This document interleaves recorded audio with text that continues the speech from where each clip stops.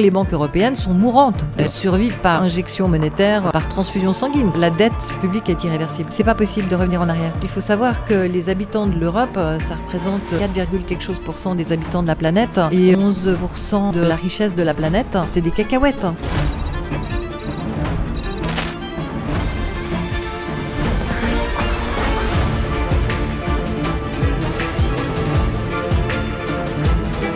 J'ai élevé mes enfants toute seule. Mon mari est mort d'un problème cardiaque quand ils étaient bébés. Et je me suis donnée à fond pour que ça se passe bien. Mon temps était minuté et j'étais très disciplinée et j'avais aussi beaucoup de migraines. C'était une vie qui demandait du courage. Quelle a été la décision la plus smart que tu as prise dans ta vie, celle qui a vraiment fait toute la différence? C'est d'aller à... Bienvenue dans le podcast Smart Talks, le podcast des investisseurs. Aujourd'hui, on a le plaisir d'accueillir Chantal Leng. Chantal Leng qui est donc une investisseuse chevronnée dans le monde de la crypto, très reconnue. Chantal, comment vas-tu? Je vais très bien, et toi? Très très bien, content et très honoré de t'avoir parmi nous. Comme je te disais tout à l'heure, je te regardais sur YouTube il y a encore 3-4 ans et jamais j'aurais pensé t'avoir dans notre studio en podcast. En tout cas, c'est un vrai plaisir, c'est un honneur. Tu as un parcours qui est juste phénoménal. On va pouvoir en parler en long, en large et en travers pour savoir aujourd'hui comment tu as réussi à réussir finalement dans le monde des cryptos, de l'investissement. Et aujourd'hui, tu es une figure emblématique. Donc, on va pouvoir vraiment en parler de ton parcours. Et puis encore une fois, écoute, enchanté de t'avoir parmi nous et Merci. très content de t'accueillir. Merci, c'est Chantal, un plaisir. avant de commencer à parler de crypto, parlons de toi.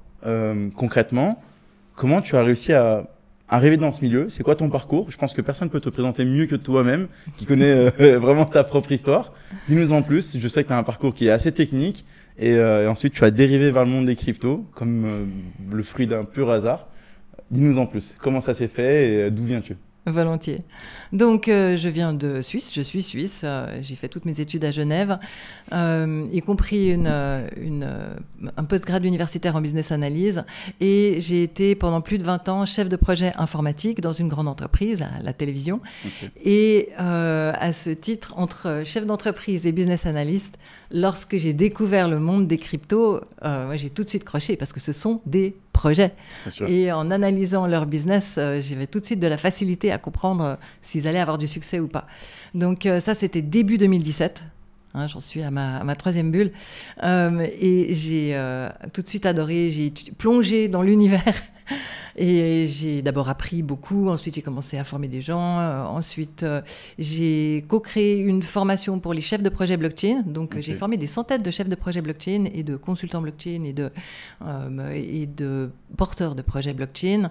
À l'époque c'était avec l'école Alira à Paris, ensuite je suis devenue active avec la Blockchain Business School, mais en parallèle j'ai formé des équipes de simples investisseurs, ça a commencé avec des amis, on faisait des réunions Skype chaque semaine, je faisais ça bénévolement. Après, j'ai commencé à donner des conférences aussi parce qu'on me sollicitait. Et puis, finalement, j'ai créé ma formation Crypto Expert, ça c'était en 2020. Et j'ai accompagné beaucoup d'investisseurs pendant toute la montée de fin 2020 et début 2021 jusqu'à la pointe de bulle fin 2021. Donc là, on a fait des très jolis bénéfices tous ensemble. Malgré que dans ce que j'enseigne, c'est relativement sécurisé. 80% du capital sur des grosses cryptos bien solides et seulement 20% où on prend des risques. Mais malgré ça, on a fait x20 les doigts dans le nez. Incroyable. Donc ça s'est bien passé. Ensuite, il y a eu le bear market, etc. Et en parallèle, je suis aussi advisor pour conseiller des jeunes projets qui se lancent. Donc c'est très varié ce que je fais. Et puis, depuis 2022, j'ai créé un logiciel. Parce que je faisais ça, je faisais des comparatifs dans des gros fichiers Excel, ça devenait une usine à gaz. Donc je me suis dit, bon, ça, allez, on va faire ça sérieusement. Le bear market, c'est fait pour build, pour construire. Donc j'ai détourné mes bénéfices crypto pour créer ce gros logiciel qui fait du scoring, du rating. Donc je compare des milliers de projets crypto les uns avec les autres selon plein de paramètres. Voilà, donc j'ai ce logiciel qui s'appelle CryptoScores, cryptoscores.com et je l'adore, je suis mon meilleur client, je l'adore ce logiciel, je l'utilise tout le temps. Il n'y a rien de mieux que d'aimer ce qu'on fait pour ensuite pouvoir le vendre et surtout c'est quand si on est convaincu, c'est que ça marche bien. Revenons sur un point qui est très important, tu as quand même fait x20 avec la plupart de tes élèves, de tes clients, ceux qui ont démarré avec toi le cycle dernier. Ceux qui ont vécu la bulle avec moi. Voilà, c'est quand même énorme. On parle de x20. Je ne sais pas si certains arrivent à réaliser en l'espace de quoi, 1 an à peu près. Oui, moins d'un an. Montée en moins d'un an, ouais. Mais c'était déjà ma 2e bulle, tu vois. Incroyable. Donc là maintenant j'en suis à ma 3e. Et à l'époque, comme j'avais énormément étudié ça, j'avais continué à étudier les cryptos tous les jours pendant le bear market 2008, 2018, 2019, 2020, quand plus personne ne faisait rien. Moi j'étais à fond dessus. Et donc j'étais mûre, j'étais prête pour avoir les bonnes stratégies. Mais c'était pas compliqué de faire x20. Il y a très peu de gens qui ont fait x20. Pourquoi ? Parce qu'ils paniquent avec la volatilité. Tandis que moi, je panique pas. Bien sûr. Tu sais, à la base, je suis un petit peu Asperger. Ouais. Quand j'étais enfant, j'étais un peu Asperger. Donc, j'ai la capacité de pas paniquer avec la volatilité. Okay. Et si tu regardes, je sais pas moi, t'achetais du BNB en 2020, tu faisais x20 les doigts dans le nez. T'achetais du Polygon, qui à l'époque s'appelait Matic, tu faisais x100 les doigts dans le nez. Donc il fallait juste savoir quels étaient les projets qui avaient le plus de potentiel. Et t'es jamais sûr. Il y en a des que t'achètes parce qu'ils ont un bon potentiel, puis ensuite ils se cassent la gueule. Mais l'idée, c'est d'en acheter quelques-uns qui vont exploser et qui compensent les autres. C'est le principe du capital risque, les VC. C'est ça, c'est ce que j'allais dire, c'est un peu aussi le concept des startups, quoi, justement, c'est d'investir sur plein de projets. De toute façon, c'est impossible d'avoir de boule de cristal, mais il y a quand même des choses qu'on analyse. Tu vas parler de ces différentes choses que tu analyses qui te permettent de repérer un bon d'un mauvais projet, là où tu vas te positionner ou pas. Mais c'est vrai qu'au début, ils sont tous assez vendeurs, c'est leur objectif aussi, c'est d'attirer des investisseurs, donc ils sont là pour vendre leurs idées, leurs projets, leur développement. Mais à ce stade-là, ils sont encore tout frais, les projets, donc il n'y a rien qui est fait, ils n'ont pas fait leurs preuves, les équipes ne sont pas encore, on va dire, expérimentées réellement sur le sujet, etc. Donc on va juste planter, en fait, tu vas mettre tes œufs un petit peu partout sur un panel de plusieurs projets. J'ai envie de te dire, le ratio tu en plantes combien? Je veux dire, si tu en réussis une et que tu en plantes combien à côté, ça fait quel équilibre?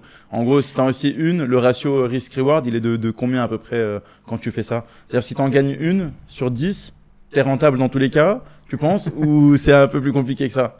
Alors, sur les 8 grosses cryptos, le ratio, il est de 8 sur 8. Elles ont vraiment toutes bien réussi et ça continue. Et de temps en temps, je change de crypto 1 ou 2 fois par année, mais c'est vraiment... là, je suis très, très contente. Sur les 20% de capital sur lesquels on prend des risques, là, ce sont des toutes petites cryptos. Voilà, on passe vraiment d'un extrême à l'autre. C'est ça. Et sur ceux-là, on récupère la mise de départ quand ils ont fait x4, en vendant un quart des tokens. Et ensuite, on met des ordres pour prendre des bénéfices progressivement. Donc, s'il y en a une qui réussit un peu pendant quelques semaines ou quelques mois, on récupère la mise de départ. Ensuite, si elle va au plancher, c'est moins grave. Il y en a des qui vont continuer à descendre, et on n'a pas récupéré la mise de départ. Donc ça, c'est les vrais ratés. Et puis, il y en a des qui vont juste faire x2 ou x10, puis il y en a quelques-unes qui vont faire x50 ou x100. Et tu as vraiment de tout. T'as vraiment de tout. Il y a vraiment tout que tu découvres. Et quand tu perds sur une crypto, ça c'est une question qui me vient tout le temps. Ton plan ne se suit pas parfaitement bien, à savoir qu'on fait de l'investissement et pas du trading. Est-ce que tu as quand même une base où tu t'arrêtes, où tu coupes ton investissement et tu vas le réallouer ailleurs? Ou est-ce que tu te dis, perdu pour perdu, je le laisse jusqu'au bout et puis on verra bien si ça fait quelque chose et au pire des cas, c'est perdu, quoi. Je veux dire, toi, on passe de 1 000 €, peut-être il reste 100 €. Est-ce que tu te dis c'est fini ou est-ce que tu dis on ne sait jamais? Je comprends ta question. Si on fait du trading, il faut mettre des stop-loss. Si on prend des produits dérivés, il faut mettre du stop-loss. Si on met des leviers, il faut mettre du stop-loss. Quand on fait de l'investissement pur et qu'on estime qu'un projet est sous-évalué en ce moment, il se peut très bien que dans 2 mois, il soit encore plus sous-évalué. Et peut-être même, si je vois qu'il développe du code et qu'il fait du bon boulot par derrière, peut-être même je vais en racheter un peu plus. Donc, je ne mets pas de stop-loss dans ces cas-là. Parce que tu te fais sortir par la volatilité naturelle et quand il va enfin exploser, tu n'es plus dedans. D'accord. Et on va y revenir justement, mais qu'est-ce qui te permet de définir, en fait, finalement que ce projet, je vais y croire jusqu'au bout? J'estime qu'il est sous-évalué. Mais qu'est-ce qui te permet d'estimer qu'il est sous-évalué? C'est là où on va rentrer un peu plus en profondeur. J'ai vraiment beaucoup de sources, beaucoup de paramètres. Ouais.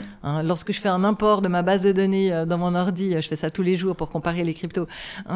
J'ai 7600 lignes pour 7600 cryptos et j'ai dépassé le millier de colonnes. Incroyable. Donc c'est vraiment, je compare les projets les uns avec les autres. Incroyable. Et puis ça met des points, puis ça met des codes couleurs. Ça, c'est un outil qui est disponible en illimité pour mes apprenants et très facile à utiliser. Incroyable.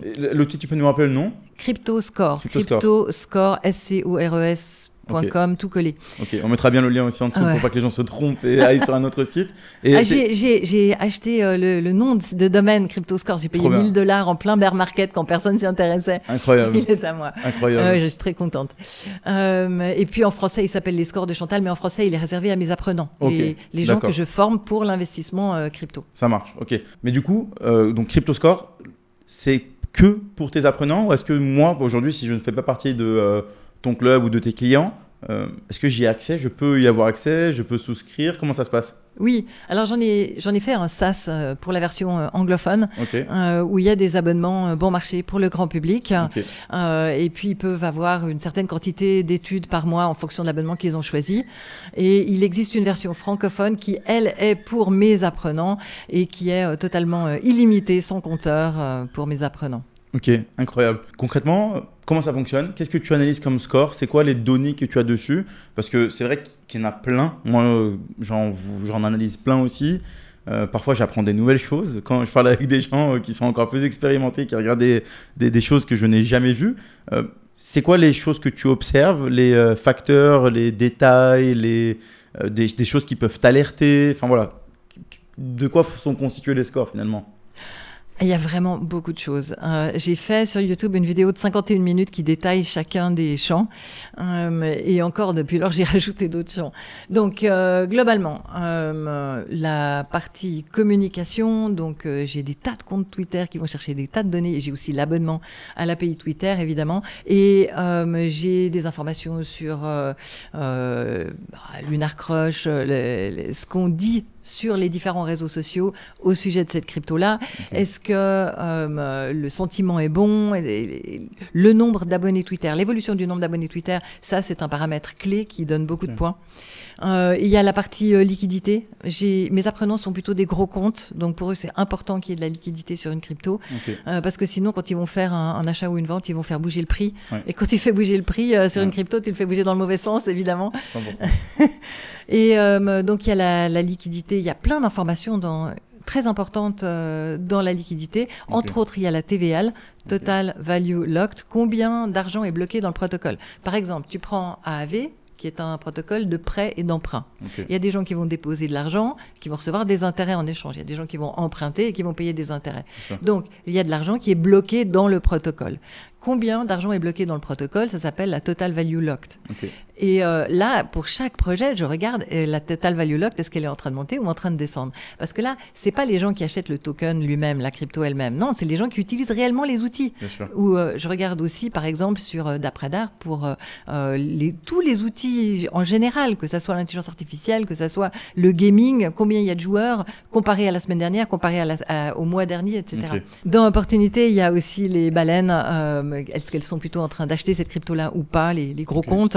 En général, les gros comptes achètent quand les prix sont bas et revendent quand les prix sont hauts. Donc, c'est intéressant de savoir ce qu'ils font parce qu'en plus, ils achètent progressivement. Donc, eux-mêmes font monter les prix. Il y a, par exemple, est-ce que le prix est beaucoup monté récemment? Parce que si le prix vient de faire x4, c'est pas le moment d'acheter, c'est le moment de prendre des bénéfices. Et à ce moment-là, ça devient rouge, momentanément, etc. Donc, il y a beaucoup de choses très rapides. Est-ce que le nombre d'utilisateurs, est-ce que le nombre de propriétaires de tokens augmente, etc. Après, il y a la partie sécurité. Parce qu'une crypto a tendance à se faire hacker, c'est un pot de miel avec plein d'argent dedans. Donc, je veux qu'il y ait des audits, qu'il y ait des bug bounty, que j'ai des études de sécurité qui ont été faites. Donc, il y a plein de paramètres de sécurité, la sécurité du code aussi. Et puis, mais il y a la partie technologie. Je surveille énormément GitHub. Je surveille des centaines de milliers de repos GitHub pour voir le code informatique qui est publié par le projet. Il publie combien de commits par mois, par année. Est-ce que j'ai des études technologiques dessus avec une note? Donc là aussi, il y a plein de paramètres. Est-ce qu'ils ont commencé à publier le GitHub et le Twitter bien avant de lancer la crypto? Parce que ça, je peux te dire, les scams, ils font pas, ils lancent tout en même temps. Ah oui, ok. Voilà. Pour pas qu'on ait le temps d'analyser ce qu'ils font, etc. Voilà. Okay. Dans la partie sécurité, ah oui, je reviens sur la sécurité, il y avait aussi Twitter. Un projet qui n'a pas de compte Twitter, c'est un scam. Ah oui. C'est juste un projet qui n'a pas de compte Twitter. C'est radical pour toi? Ah ouais, c'est radical. Mais pourquoi? Si c'est un scam, il va pas venir sur Twitter, il va se faire démolir. Parce que sur Twitter, il y a les connaisseurs. Donc, un scam, il va aller juste sur Facebook et ce genre de choses. Tu vois. Mais si jamais, moi, j'ouvre aujourd'hui une entreprise crypto. C'est pas pareil, une entreprise crypto et un projet crypto qui a une crypto. Un projet crypto qui a une crypto. Si tu ouvres une crypto, il te faut un compte Twitter. Imaginons que je ne le fais pas et pourtant je suis quelqu'un de très carré, très sérieux. Faut pas être catalogué directement. C'est devenu. Ce que tu veux dire par là, c'est que c'est devenu un must. Un must. Voilà, c'est rentré dans la checklist lorsque tu ouvres un projet crypto avec une crypto adossée dessus. C'est dans la checklist. Il faut être sur Twitter, sinon t'as pas le choix, quoi. Enfin, si tu n'y es pas, c'est un red flag, quoi. En France, si tu dis j'ai une entreprise mais j'ai pas de cabis, t'as un problème, quoi. Ouais, là, c'est pareil. En France, je veux dire, là, l'exemple que je viens de donner est absolument officiel. Twitter, c'est pas officiel, mais c'est la réalité des faits. Oui. C'est indirectement officiel. Voilà. Et donc, un projet crypto qui n'a rien publié sur Twitter depuis plusieurs jours, ça, c'est drapeau orange. Un projet de crypto qui n'a rien publié sur Twitter depuis plusieurs semaines, c'est drapeau rouge. Il perd non seulement des points dans la partie communauté, mais il perd drastiquement des points dans la partie sécurité. Un projet crypto tout à fait débutant qui est à fond en train de publier le code et qui n'a pas encore lancé le token lui-même, on peut imaginer qu'il n'est pas très discipliné, il n'a pas encore engagé l'équipe community management et tout ça. Mais un projet qui a déjà lancé sa crypto, il y a des investisseurs qui mettent de l'argent, il faut qu'il ait un compte Twitter et qu'il communique sur Twitter. S'il ne communique pas régulièrement, c'est une faute professionnelle. Mais qu'est-ce que tu veux communiquer à un moment donné? Je veux dire, tu peux pas... Attends, il me reste le sixième et dernier rubrique. Allez, vas-y. Donc, la dernière après la technologie, c'est les tokenomics. Un projet, lorsqu'il se lance, il doit distribuer des tokens. Et en général, il ne distribue pas tout d'un coup, de manière à ne pas tuer le prix. Il y a toujours des exceptions, mais c'est le cas le plus fréquent. Il distribue à qui et est-ce que ces personnes vont le vendre? En fait, dans la quantité qu'il a distribuée aux tout premiers investisseurs, avant même le lancement du token, eh bien, il y avait un contrat de distribution progressive. Ça s'appelle le vesting. Et le vesting, on peut analyser la courbe qui est attendue pour la distribution des tokens. Parce que cette distribution fait une pression à la vente. Bien sûr. Donc, plus on distribue, plus le prix va descendre. Logique. On a typiquement la courbe standard. Tu lances ton token, tu fais un max de marketing, le prix explose, et puis ensuite, petit à petit, l'effort marketing se tarit, les gens vont aller vers autre chose encore plus brillant, et le prix il fait bou bou bou bou bou bou bou, il descend en diagonale. Jusqu'à... voilà, et finalement tu peux l'acheter quelques semaines bien plus bas. Ça, c'est une astuce vraiment très efficace sur la plupart des projets. Donc cette partie tokenomics va étudier, est-ce que le token est vraiment utile? Il y a quand même certaines choses qu'on peut automatiser. Est-ce qu'il y a des wrapped tokens? Est-ce qu'il a des produits dérivés, etc. Donc, il y a quand même quelque chose qu'on peut automatiser. Et puis, surtout, il étudie la distribution des tokens parce que ça, c'est un danger pour la pression à la vente. Et puis, au centre de l'étude, il y a aussi les news et les alertes. Si, par exemple, tout d'un coup, il y a plein de gens qui envoient des tokens sur les exchanges. Eh ben, ça, moi, je surveille les graphiques. Donc, si tout d'un coup, il y a plein de gens qui envoient les tokens sur les exchanges, c'est probablement qu'ils ont l'intention de les vendre. Si, à l'inverse, ils sortent les tokens des exchanges pour les mettre sur leur propre wallet, c'est généralement qu'ils n'ont pas l'intention de le vendre. Donc, ça aussi, ça donne des points. Donc, voilà, au fil du temps, on a développé des tas de paramètres. Et tout ça, c'est dans une page par crypto, avec des codes couleurs, des pourcentages. Les débutants, ils regardent juste le gros chiffre au centre, le pourcentage. Puis les plus avancés, ils regardent quelques graphiques et puis les détails. Incroyable.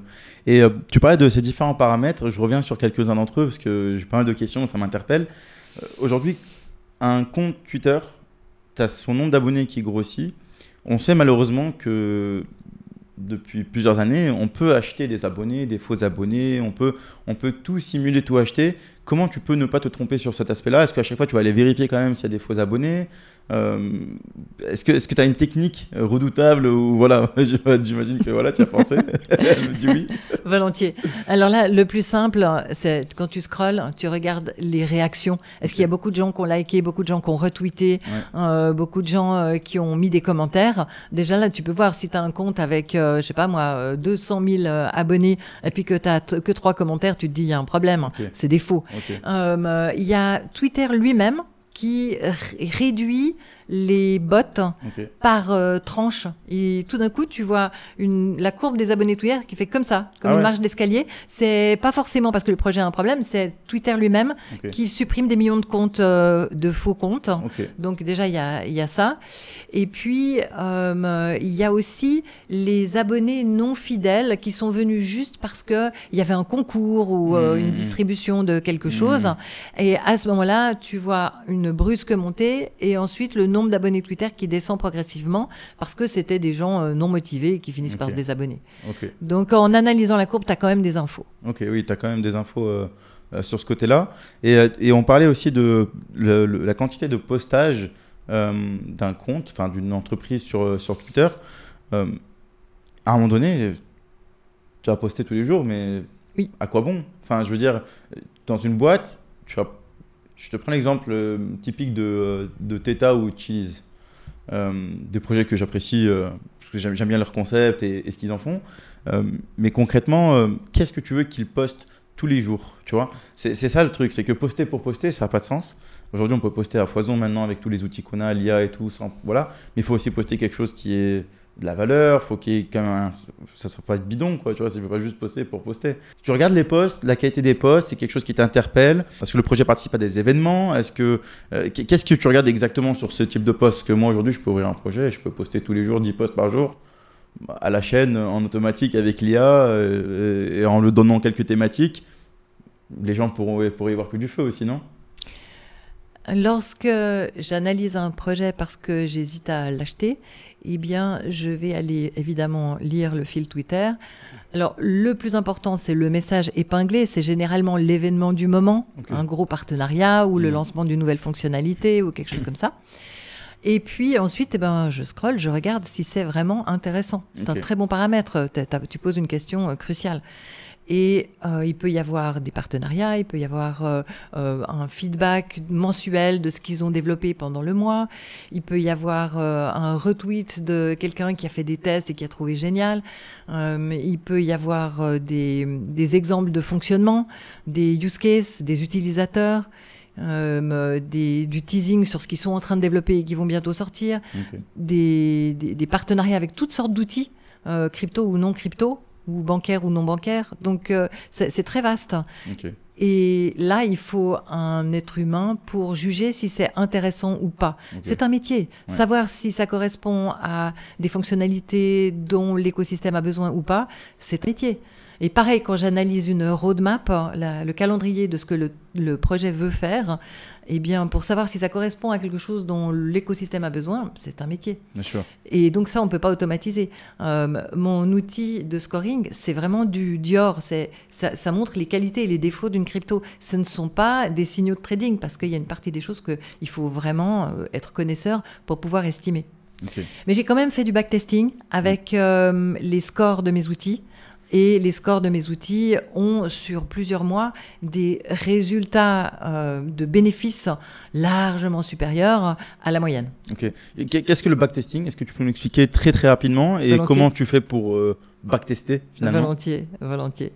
Par exemple, je prends toutes les infos que j'avais il y a 3 mois. Donc, je prends exactement un jour précis il y a 3 mois. Je télécharge toute la base de données d'il y a 3 mois. Je rajoute une seule colonne, c'est l'évolution du prix sur 3 mois en pourcentage. Ok. Et ensuite, je regarde avec des statistiques, des pourcentages, des tas de calculs. Moi, je peux faire une formule de 3 km dans Excel, j'adore ça. Et puis j'ai des outils aussi qui permettent de calculer aussi avec mes développeurs.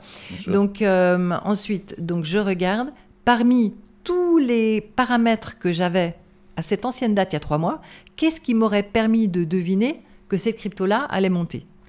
Et si par exemple, je fais l'analyse sur 7000 cryptos, ok, imaginons que sur cette période, il y en a 3000 qui sont montés et 4000 qui sont descendus. Quels sont les paramètres pour lesquels, je sais pas, il y en a 6000 qui sont montés, tu vois. Et donc, je collectionne ce genre de paramètres. J'ai dépassé une centaine d'heures de backtesting en 4 mois, là. Mais je peux me relever la nuit pour faire du backtesting. J'ai l'impression de pouvoir regarder l'avenir, tu sais. C'est presque magique. J'adore ça. C'est fou. Et en termes de pourcentage de réussite, oui. Aujourd'hui, tu t'es estimé un pourcentage, j'imagine, de réussite sur tes choix de crypto. À combien il s'élève ? On est encore très tôt dans la bulle. Ouais. Là, on est début août. Ouais. Donc, on est dans une période où Bitcoin a déjà beaucoup monté. Bien sûr. Et les autres cryptos sont encore relativement basses par rapport à ce qui s'en vient. On espère dans les mois qui viennent, si on respecte les bulles de 4 ans. Bien sûr. OK. Donc, en ce moment, oui, j'ai déjà fait pas mal de ventes. En ce moment, on est le 4 août. On est début août, ouais. Début août 2025 pour situer le jour de la vidéo où on tourne. Voilà. Ce sera peut-être pas le jour où elle sera publiée. Donc on a eu une mini-bulle avec une belle montée février-mars 2024. On a eu une mini-bulle avec une belle montée octobre, novembre, décembre 2024.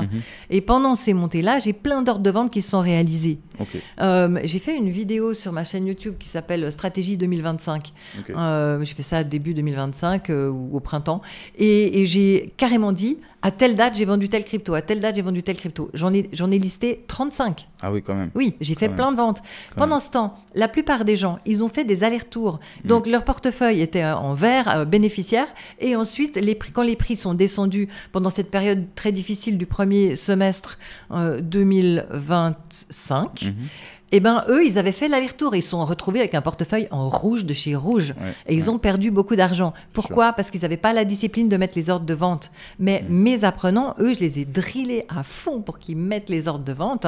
Et donc, eux, ils avaient du cash pour racheter les points bas ensuite. Exactement. Tu vois ? Et c'est là qu'on fait des bonnes affaires. Parce qu'avec la même portion du capital, c'est pas tout le capital, mais la portion où tu récupères la mise de départ et où tu rachètes quelque chose qui ensuite va faire x4, tu récupères la mise de départ et tu rachètes quelque chose plus bas. Et ensuite, quand tu as la vraie montée, tu as déjà bien fait grossir ton bag, tu vois. Je comprends bien. Et j'ai l'impression que tu as une stratégie qui est un petit peu rodée, que tu dupliques avec tes x2, x4, tu récupères la mise. C'est quoi ta stratégie ? Est-ce qu'on peut connaître ? Est-ce qu'on peut la connaître ? Est-ce que tu t'en as déjà parlé publiquement ? Volontiers, oui.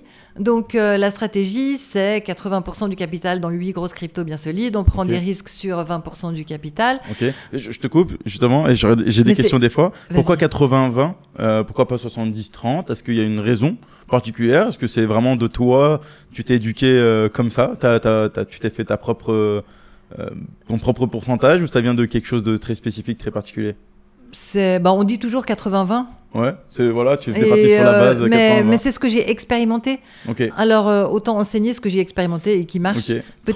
Peut-être ce serait encore mieux avec un autre pourcentage. Je sais pas, je l'ai pas expérimenté. Ok, ça marche. Ouais, c'est vraiment, oui, ça vient de toi. Tu dis 80-20 et c'est parti dessus. Oui. Trop bien. Mais ça marche bien le 80-20, d'une manière générale dans la vie. Ouais, c'est vrai. Oui, c'est vrai. C'est les 20% qui peuvent faire autant d'effets que 80 et les 80 qui sont solides et qui permettent d'avancer tranquillement, peu importe ce qui se passe. Et sur ces 8 cryptos, enfin 80%, tu parles de 8 cryptos solides, c'est ça ? 10% du capital chacune. Donc 10% sur chacune, c'est réparti équitable.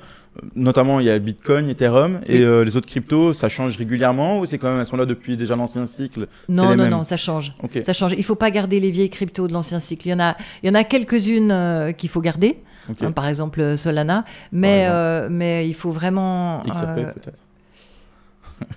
Je crois pas qu'il faut parler d'XRP. Tu penses pas, non ? Non. Ils ont pas beaucoup d'amis, je trouve. T'es pas la seule, je suis dans ton camp.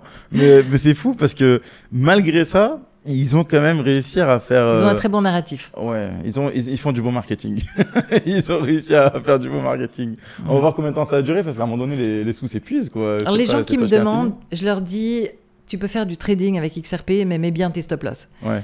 Et on peut faire beaucoup d'argent avec quelque chose même si on l'aime pas. Donc c'est pas un problème. Bien sûr. Le trading n'est pas l'investissement, c'est pas la même façon de voir les choses forcément. Et donc ouais, tu as Solana, Ethereum, Bitcoin. Il y a quoi comme projet? Il y a du Sui, il y a du Jupiter. Oui, il y a plein de choses dedans. Okay. Et ce sont plutôt... Ouais, je pense que c'est important de se renouveler parce que les anciennes cryptos qui ont fait des miracles lors de la dernière bulle, eh bien, certaines ont continué à développer, à innover, typiquement Solana, mais certaines sont un peu en train de continuer sur la montée, sur la lancée, donc elles vont monter lorsque tout montera, mais elles seront moins dynamiques que d'autres qui sont beaucoup plus innovantes. Bien sûr. Donc moi je suis énormément les roadmaps, qu'est-ce qu'ils publient, je fais des tests, etc. Et donc je mets beaucoup d'importance à utiliser quelque chose qui est innovant. Qui fonctionne rapidement avec des frais de transaction bas et qui a fait ses preuves de sa solidité. Par exemple, Solana, avec les mêmes coins, a fait la preuve qu'il pouvait avoir un nombre de transactions monstrueux sans se planter. Exactement. Et c'était le plus gros défaut de Solana d'ailleurs, qui était de se planter assez régulièrement. Au début, ouais, mais plus maintenant. Maintenant, ça va. Voilà, il est vraiment solide. Ouais. Exactement.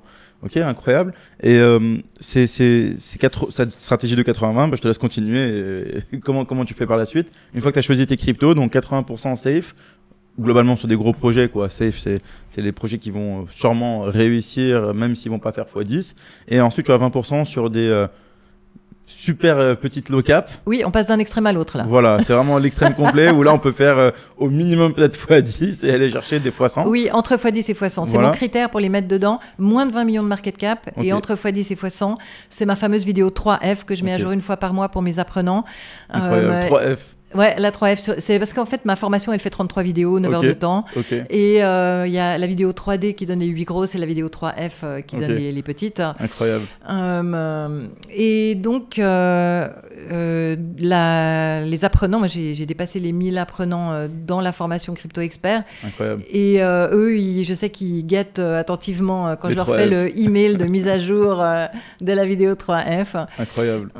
Et dedans, je mets seulement des cryptos que j'ai super bien étudiés, qui ont des super scores, qui développent du code, qui sont bien sécurisés, qui ont une roadmap intéressante, qui sont dans des narratifs qui performent bien ces temps ou qui vont bientôt performer.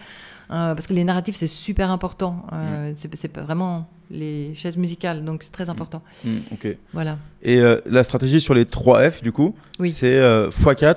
Tu retires ton investissement initial. C'est ça, tu vends 25% des cryptos de tes tokens lorsque le prix a fait x4. Ok, parce que le 25%, ce qui fait x4, c'est équivaut à 100% de ton capital de départ. C'est ça, tu as récupéré la mise de départ, le reste c'est que du bénéfice et il te reste les 3/4 des tokens. Et comment tu fais pour ensuite la stratégie? Est-ce qu'après les personnels à chacun? Est-ce que tu as quand même aussi une ligne directive? Non, mais je dis exactement quoi faire dans la formation. Je dis exactement quoi faire.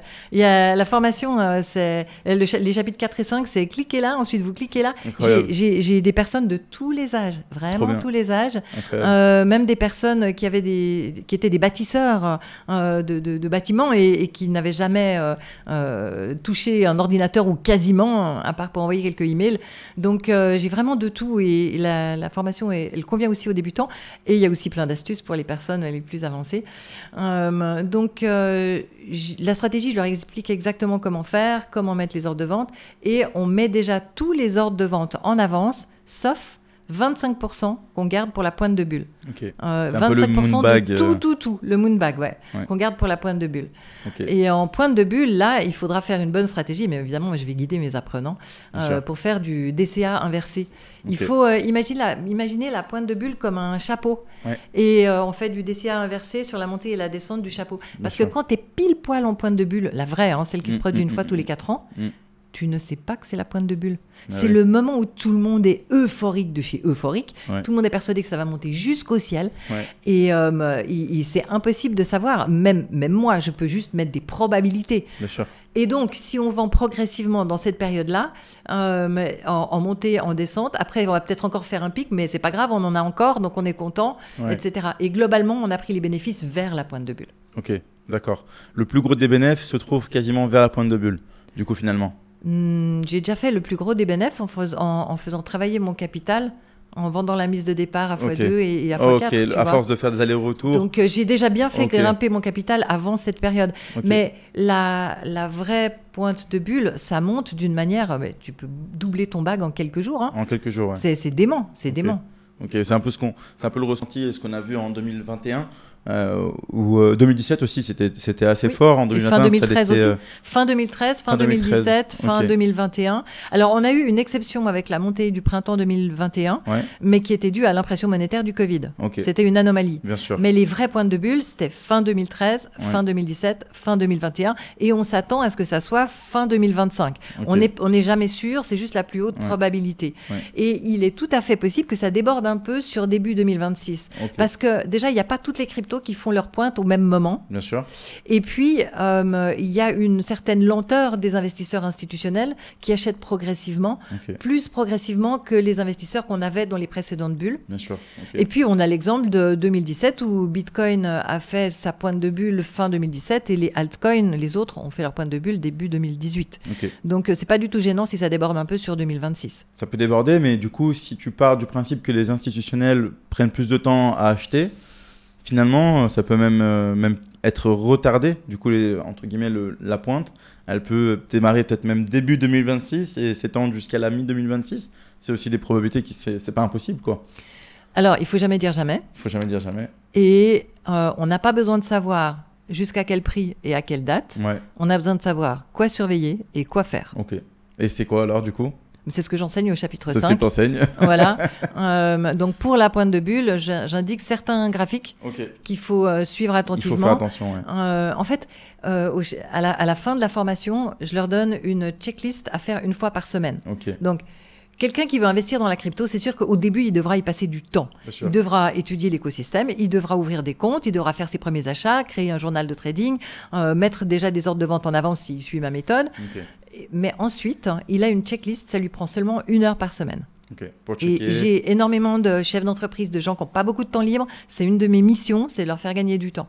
Ok. Donc, ça leur prend vraiment 1 heure par semaine. Et j'ai plein de témoignages qui disent c'est vrai, Chantal, j'y arrive en 1 heure par semaine. Incroyable. Donc, dans cette checklist, il y a entre autres la vérification qu'on n'est pas en pointe de bulle. Je leur dis comment faire. Ok, Et ensuite, s'ils sont en pointe de bulle ou proche de la pointe de bulle, là, on change de stratégie. Ok. Là, au lieu d'avoir 1 heure par semaine de boulot, là, on a 1 heure par jour. ok, d'accord. Ok. Parce que ce serait bête de louper ça. Ok. Là, tu peux vraiment doubler ton capital. Ouais, là, on peut vraiment faire des gains très, très. Par exemple, je leur Très apprends fort, quoi. aussi à faire des stop-loss flottants. Ok, Tu mets un stop-loss, comme ça, si ça descend, ben, tu vends. Si ça Mhm. descend un peu, tu vends.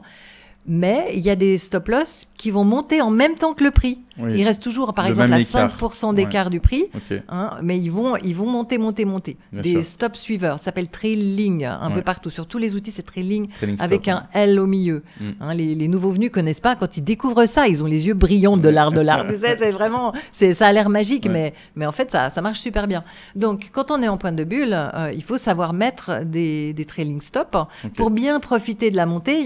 C'est ça. Parce que des fois, ça monte verticalement, puis ça va continuer à monter. Puis Ouais. ensuite, dès que ça descend un peu, boum, on fait la vente. Et on fait pas ça sur la totalité des tokens. Oui, On oui. fait ça portion par portion. Bien sûr, bien sûr. Pour toujours essayer de gratter quelques pourcentages en plus, ne serait-ce que 1, 2, 5, 10%, c'est quand même colossal. Ouais, hein. mais À en chaque temps, fois, en pointe de bulle, tu peux gratter 50%. Ouais, mais ça peut aller très très vite. Hein. Mmh. Incroyable. Trading Stop, je me souviens, il y a quelqu'un qui en avait parlé, qui a fait une vidéo qui a vraiment bouleversé tous les investisseurs à ce moment-là. C'était Asher. Il a fait une vidéo sur le Trading Elle est Stop très bien. qui est très très bien. Ouais. Et je me rappelle, juste après, il y a tout le monde qui est venu me parler, envoyer des messages. Mais c'est quoi ce truc de fou? C'est incroyable. Et c'est vrai que c'est une fonctionnalité. Alors, si je ne dis pas de bêtises, en 2020, ça n'y était pas. Enfin, Ouais, moi, c'est OKEx qui a commencé. c'est arrivé après. Hein, parce C'est que arrivé chez moi, quand j'ai vu OKEx la au vidéo, je me suis dit, tout début. c'est dingue, mais je me Mais moi, souviens pas à l'avoir vu. l'époque, Hein. À l'époque, en 2020 et 2021, je Ouais. le faisais sur Tricomas. Ok. 3COMMAS. Ok, d'accord. Qui est un robot, tu le connectes à ton Binance ou n'importe quel exchange Ok. et il va te faire les transactions lorsque ce que tu as programmé Bien sûr. arrive. Mais OKEx ensuite l'a lancé directement dans l'exchange. D'accord. Ensuite, il y a Binance et KuCoin qui l'ont lancé. Ouais. Et là maintenant, il y a énormément d'exchanges qui l'ont. Ok. Après, c'est un J'ai paramètre, vérifié hein, ils ont récemment dû le mettre en MEX. place. MEX là, MEX. M-E-X-C. Ouais. Et MEX, vraiment, c'est le bon plan pour les Français Ah ouais. parce qu'il est dans la zone libre. Okay. Il est dans la zone libre, il n'est pas concerné par PSAN, Mika et tout ça. Okay. Donc, les personnes qui ont un compte sur MEX ont le droit d'utiliser les paires USDT. Ok, incroyable. Alors que sur tous ceux qui sont Mika, PSAN, USDC. etc., eh bien, il reste que USDC, c'est des tout petits volumes. Bien sûr. C'est la galère, en tout cas pour mes apprenants qui sont plutôt des gros comptes. C'est vraiment très pénible. Donc, je leur apprends à aller en zone libre. Et puis, ça réduit aussi la sécurité lorsque tu restes sur des comptes qui sont agréés PSAN ou Mika. Ça réduit la sécurité de tes données. Parce que tes données, il y a comme une sorte de pot de miel quelque part au gouvernement qui est piratable. Il n'y a pas de souci. Du moment qu'il y a des êtres humains, il y a moyen de pirater. Donc, ce sont des données qui sont fragiles. Ouais. Et si par contre tu as envoyé tes cryptos en zone libre, alors tu peux pas tricher. Le gouvernement, il sait que tu as des cryptos, il faut les déclarer.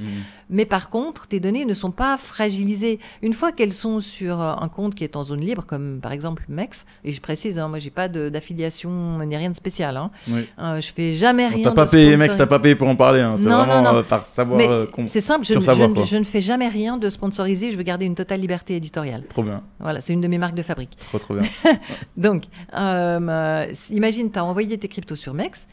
Tout ce qui est dans la zone régulée sait que tu as envoyé et combien sur MEX et quel est ton numéro de compte sur MEX, ils savent tout. Bien sûr. Mais après, depuis là, tu fais ce que tu veux. Tu l'envoies sur ta ledger, tu l'envoies où tu veux et tu fais ce que tu veux comme transaction et ça n'est pas divulgué à un endroit qui serait un pot de miel qui serait piratable. Trop bien. Donc, tu augmentes ta sécurité en faisant ça. Pourquoi MEX ne serait pas bloqué Alors, j'ai malheureusement KuCoin. J'ai fait récemment une mise à jour. KuCoin, c'est galère. Mais KuCoin, c'est plus galère. C'est même devenu. Ça y est, on ne peut plus utiliser, c'est officiel. D'ailleurs, ils ont fait quelque chose qui n'est pas très cool. Je ne sais pas si ça vient d'eux directement. Est-ce que c'est une faute ou pas une faute, une erreur ou pas une erreur. Je n'ai pas eu le temps d'approfondir le sujet. Mais il faut savoir que KuCoin, depuis le 4 août 2025, donc depuis là c'était hier, ou enfin il y a quelques jours, on ne peut plus utiliser KuCoin en France. Les Français ne peuvent plus utiliser, faire des transactions ou quoi que ce soit. Et malheureusement, pas tout le monde a reçu le mail de KuCoin officiel. Moi, je n'ai pas reçu, typiquement. C'est des clients à moi qui m'en ont parlé. Et je suis allé vérifier par la suite. Et la plupart des personnes que je connais n'ont pas reçu le mail de KuCoin qui disait qu'il fallait sortir ses fonds, etc. Que d'ici le 26 ou 28 août, je ne sais plus quoi, ça sera totalement inaccessible. Je trouve ça fou quand même en 2025 avec une aussi grosse plateforme que KuCoin que j'apprécie beaucoup parce que c'était une très bonne plateforme. Ouais, moi aussi, j'utilise. Alors, le monde entier continue à utiliser cette plateforme. Mais tout le monde sauf les Français. Enfin, Pays-Bas aussi ont reçu des mails. Je ne sais pas si c'est toute l'Europe, en fait. Tu vois, est-ce que c'est que les Français et Pays-Bas ? À ma connaissance, c'est que les Français. Les articles de presse que j'ai vus, c'est que les Français. Ok. Et il y a Gate aussi qui refuse les Français. Ouais. Gate aussi, oui, bien sûr. Ouais. Ça fait déjà un moment déjà. Je suis désolée pour les Français, mais les contraintes administratives sont juste monstrueuses. C'est énorme. Et les menaces d'avoir un procès. Le marché français est tellement petit à l'échelle de la planète. Oui, ces entreprises n'ont pas besoin des Français. C'est ça. Donc ils abandonnent les Français parce que voilà, c'est trop casse-tête. Tu vas pas embrasser la main qui te mord, quoi. Ouais, exactement. Donc, mais pourquoi MEX justement ne pourra pas être dans ce cas-là? Alors, récemment, j'ai fait une étude. Ouais. J'ai cherché tous ceux qui avaient annoncé qu'ils allaient demander Mika. Okay. Qu'ils avaient déjà commencé ou qu'ils avaient l'intention de le faire. Okay. Et parmi les gros exchanges qui ont un très bon trust score, qui sont très solides, eh bien, la plupart, soit ils sont PSAN, ce qui équivaut à Mika pendant 1 an et demi, soit ils sont Mika, soit ils ont annoncé qu'ils allaient demander Mika. Okay. Et ceux qui restent et qui sont dans la zone rose, comme je dis avec mes apprenants, la zone libre, et qui ont un très bon trust score, qui sont pour moi des tier 1, il reste MEX, qui a plus de 2000 cryptos. C'est vraiment du pain béni. Il y a Bing X aussi, que je n'utilise pas souvent, mais qui est dans cette catégorie. Mais les autres, les autres, ils ont annoncé qu'ils allaient demander Mika. Donc, ça veut dire que bientôt, tu seras banni des paires USDT. Et le temps qu'ils créent les paires USDC, il y a très peu de volume, il y a peu d'historique. Il faut se mettre en place, etc. Ouais. C'est lourd, quoi. C'est compliqué. Ouais. Mais en fait, il faut savoir que les habitants de l'Europe, ça représente 4, quelque chose % des habitants de la planète et 11% de la richesse de la planète. C'est des cacahuètes. Oui, on va pas trouver accorder d'importance, j'ai envie de te dire. C'est pas eux qui vont faire bouger les cours des marchés ou c'est pas eux qui vont impacter le marché en fait finalement. Une entreprise qui est bien positionnée en Asie par exemple ne va pas s'encombrer des contraintes administratives parce que ce qui les motive le plus, et c'est pour ça que Tether a refusé de faire les contraintes MiCA, c'est parce que ça impose de mettre une grosse partie de la trésorerie dans des banques européennes. Or, les banques européennes sont mourantes. Elles survivent par injection monétaire, par transfusion sanguine, quoi. Donc, les dirigeants de Tether, donc de l'USDT, ont dit les fonds de nos utilisateurs ne seraient pas en sécurité si on les mettait dans les banques européennes. C'est dingue. Hein. Donc, ils ont juste refusé. C'est dingue. Ouais. C'est dingue de se dire que les gens pensent déjà à ça et se disent que l'Europe, c'est limite fini, quoi. On s'approche, en tout cas, à grands pas de quelque chose. Et de toute façon, l'impression monétaire débridée de la plupart des gouvernements est irréversible. La dette publique est irréversible. C'est pas possible de revenir en arrière. C'est impossible. On est beaucoup trop endettés à des chiffres qui sont juste exorbitants. En tout cas, de toute façon, c'est une machine où juste on s'endette pour s'endetter sur de la dette. C'est ça. C'est un circuit de dette infini, quoi. On ne peut plus annuler ça, c'est pas possible. Et donc, la seule solution pour s'en sortir, c'est de dévaluer la monnaie. Donc, c'est l'inflation. Exactement. Parce que ce qui s'est passé au Liban, typiquement ce que j'ai vécu il y a quelques années, c'est parce que c'est souvent des choses qu'on pense que ça n'arrive jamais ou ça n'arrivera pas chez nous. Et en fait, ça arrive. Ça peut arriver à tout moment. Même en France, on ne sait jamais ce qui peut se passer. On ne sait pas de quoi elle fait demain. Une guerre peut éclater, quelque chose. Une bombe peut exploser qui peut faire ravage et bouleverser tout le pays. Tout est possible. Moi, j'ai connu ça au Liban avec le gouvernement. D'ailleurs, on a failli connaître ça en France avec les Gilets jaunes. À peu de choses près, ça peut vite déraper et devenir une révolution aussi. Et la monnaie s'est dévaluée. On a perdu... je crois qu'elle a été divisée par presque 70. Hein. On est passé de 1 $ équivaut à 1500 livres libanaises à 1 $ égale 100 000. En l'espace de quelques... Là, fallait faire un long sur la livre libanaise. Là, tu devenais riche. Mais là, c'était fort. C'était fort. Et d'ailleurs, moi, j'ai vécu en live, hein, le trading. On en faisait en live, on en faisait en physique, comme à l'ancienne école, sur les habitants entre nous, quoi. C'est-à-dire que moi, j'allais choper des dollars, parce qu'en fait, le prix variait tous les jours. En fait, un coup, il est monté à 10 000, le lendemain, il était à 7 000. Et après, il repartait à 12 000. Et après, il redescendait à 11 000. Après, il redescendait à 8 000. Pire qu'une crypto. Ah, mais c'était pire. En fait, j'ai vécu les cryptos. Mais hors crypto, vraiment en live et tous les jours. Et c'est fou parce que ça bouleverse vraiment, ça bouleverse tout et c'est là où on se dit que ça peut vraiment nous toucher. Et c'est là où est l'importance en fait de se rendre compte de tout ce qui est macroéconomie. Je pense que tu enseignes un petit peu ça à tes clients, à tes apprenants, parce que la macroéconomie, c'est la base quoi, de tout. C'est l'argent frais qui arrive. Exactement. Le plus important, c'est la rareté. Ce qu'on ne peut pas imprimer à l'infini. C'est ça. C'est ça la clé. Exactement. Pour tout ce qui est système de rareté, c'est vrai, mais il n'y a pas que ça qui compte, parce qu'on voit qu'il y a des projets comme Ethereum, Solana et d'autres qui aujourd'hui n'ont pas cette rareté. Finalement, c'est des projets qui sont inflationnistes. Qu'est-ce qui fait qu'on pourrait investir dessus et on est quand même confiant que le prix va monter et que ça ne va pas se retourner un de ces quatre. Solana, chaque année, est inflationniste, par exemple, si je ne dis pas de bêtises. Mais l'inflation est maîtrisée. L'inflation est maîtrisée. Okay.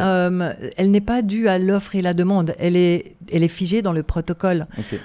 Pour Ethereum, il y a beaucoup de burning. On brûle des Ethereum au fur et à mesure des transactions. Okay. Donc, dans ces deux cas que tu cites, elle est maîtrisée. Okay. C'est écrit dans le protocole, en fait. Donc ça, c'est des choses qu'on peut retrouver. Aujourd'hui, on se dit, bon, c'est pas grave, en fait. Il y a une inflation. Mais c'est parce qu'il y a des transactions qui se font, que du coup on doit payer des mineurs, on brûle ensuite. Donc le système est quand même assez intéressant, malgré que l'inflation, elle est quand même positive chaque année. C'est-à-dire que chaque année, on a de plus en plus de tokens, mine de rien. Si le nombre de personnes qui achètent ne suit pas, on rentre quand même dans un schéma où la crypto va se dévaluer aussi au fur et à mesure. Qu'est-ce qui fait que tu es confiant sur le fait qu'aujourd'hui, ces cryptos-là, comme le Solana, l'Ethereum, vont continuer à perdurer? Surtout avec Ethereum, qui est en plein débat cette année 2024-2025, qui nous a, je pense, tous surpris. Peut-être toi aussi, je ne sais pas si tu t'y attendais un peu à cette variation de prix, cette façon de se comporter qui est très anormale. En tout cas, on n'était pas habitué à ça le cycle précédent. Toi, quel est ton avis sur Ethereum aujourd'hui? Qu'en penses-tu? Est-ce que tu le vois perdurer sur la suite? Est-ce que c'est un projet auquel tu tiens vraiment ou tu penses qu'il va se faire dépasser? Alors, Bitcoin, c'est la valeur, la propriété inarrêtable. Ouais. Ethereum, c'est le code inarrêtable. Donc, Ethereum permet d'avoir confiance dans les smart contracts. Je pense que Ethereum va perdurer. Le problème d'Ethereum, c'est qu'il est lent et il est cher. Donc, il s'en sort avec les Layer 2, mais ça fractionne la liquidité. Ok, je pense que Base va très bien performer et va un peu permettre à beaucoup d'utilisateurs d'être dans l'écosystème Ethereum. Okay. Le fait que Ethereum ait eu un prix qui stagne pendant longtemps comparé à Bitcoin, ça a contrarié beaucoup de monde. Moi, j'ai fait plein de vidéos pour dire ne perdez pas confiance dans Ethereum, et ensuite Ethereum a explosé, donc tout va bien.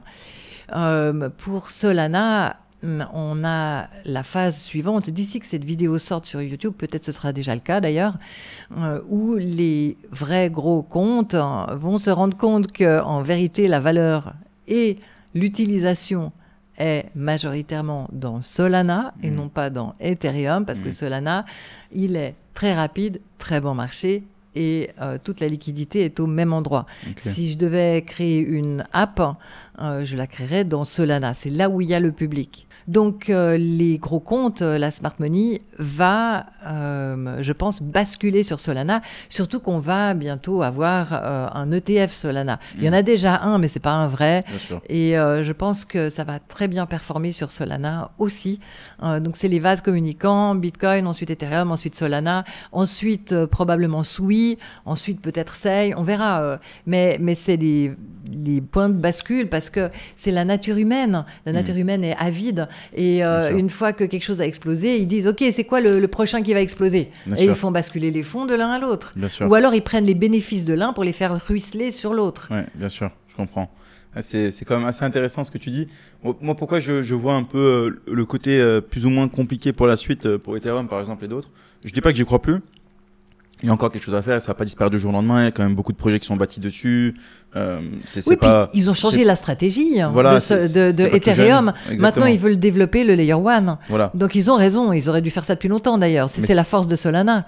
Voilà. Et le problème est que plus on avance, plus des technologies émergent encore plus intéressantes et plus performantes qu'il y a presque 10 ans. Ça fait quand même presque 10 ans. Ouais. On est à 8 ans. Tu ne penses pas qu'il va y avoir justement, comme Solana a fait pour Ethereum, une sorte de Solana killer, de Ethereum killer un peu, c'est-à-dire un truc vraiment performant, innovant, mélangé avec de l'IA ou je ne sais quoi aujourd'hui, et qui puisse vraiment être la blockchain la plus optimisée. J'ai l'impression aujourd'hui qu'il y a beaucoup de blockchains. En plus, tu cites beaucoup de layer 1 entre Ethereum, Sui, Solana, Sei, Apto, enfin, on en a énormément. Tu ne penses pas qu'on va finir avec une blockchain vraiment performante, layer 1, prochainement, et qui puisse mettre tout le monde d'accord? Pourquoi ça ne serait pas possible? Pourquoi il y a plusieurs sites web de ceci, de cela? Pourquoi il y a plusieurs outils qui font ci, qui font ça? Parce que les use cases sont légèrement différents. Ethereum, on a besoin d'un socle hyper sécurisé, même si les transactions sont un peu lentes, un peu chères. Okay. Si je voulais tokeniser un immeuble, je le ferais sur Ethereum, pas sur Solana. Ah oui, par contre, si je veux faire du gaming ou si je veux faire du DePIN ou quelque chose où je dois faire des tas de transactions rapidement et bon marché, je le ferais sur Solana. D'accord. Et tu penses donc selon le use case, oui, chaque blockchain sera... D'accord, ok. C'est complémentaire. Et pourquoi je ne pourrais pas faire sur Solana de la tokenisation immobilière, par exemple? Ah, tu peux, hein. Alors pourquoi je préférais aller sur Ethereum que Solana? Parce que tu as évoqué que Ethereum est quand même plus sécurisé. Il est plus ancien, plus sécurisé, oui. Et il a la confiance des gros comptes. Ok. C'est vraiment que pour ces... Mais c'est quelque chose qui peut changer assez rapidement, finalement. C'est quelque chose qui peut changer en quelques années, ouais. Ok. Mais pour cette bulle-ci... Pour cette bulle-ci, les use cases, les cas d'utilisation sont complémentaires entre Ethereum et Solana. Et celui qui pourrait disrupter Solana, c'est Sui, qui est encore plus rapide, encore plus bon marché, qui est génial pour le trading. Mais peut-être qu'ils vont rester côte à côte et que Sui va super bien performer pour le trading et Solana va rester pour plein d'autres choses. Ok. Ouais, tu vois quand même ce côté où il y a chaque blockchain a son utilité, a ses utilisateurs, sa communauté, etc. Et tu penses pas que c'est quand même quelque chose qui dissipe les gens énormément et qui divise beaucoup la liquidité et les communautés Parce qu'aujourd'hui, je me pose la question, je pense que tu te l'as posé plein de fois et t'as peut-être sûrement la réponse, mais tu vois, en 2021, le prix du Bitcoin montait, en 2017 aussi, toutes les années précédentes, il y avait très peu de crypto finalement autour de Bitcoin et l'euphorie était là. Mais en réalité, si tu réfléchis bien, il n'y avait pas tellement d'utilisateurs en réalité. C'est juste que vu qu'il y avait très peu de crypto, les gens se ruaient et donc forcément, on avait l'impression qu'il y avait énormément de monde, que tout le monde était hype, ce qui était le cas. Mais en fait, on n'était pas beaucoup. Aujourd'hui, j'ai l'impression qu'on est quasiment le même nombre d'utilisateurs, voire moins, ou alors similaire.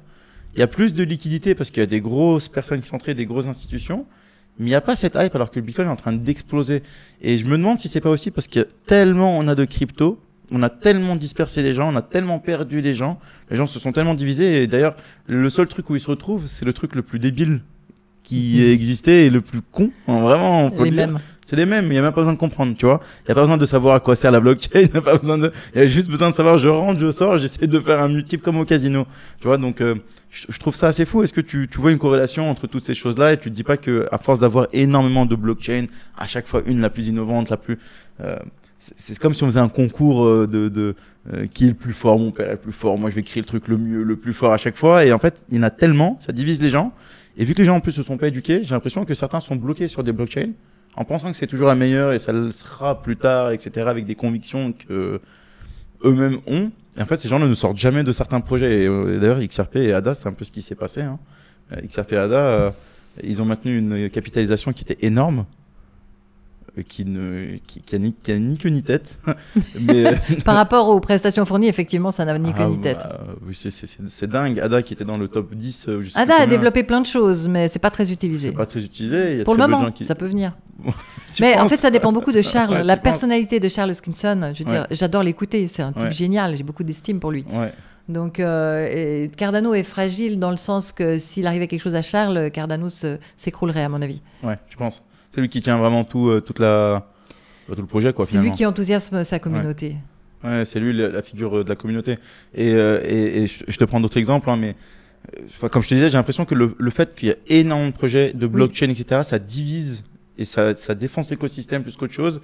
Et à la fin, ça devient quelque chose de très technique.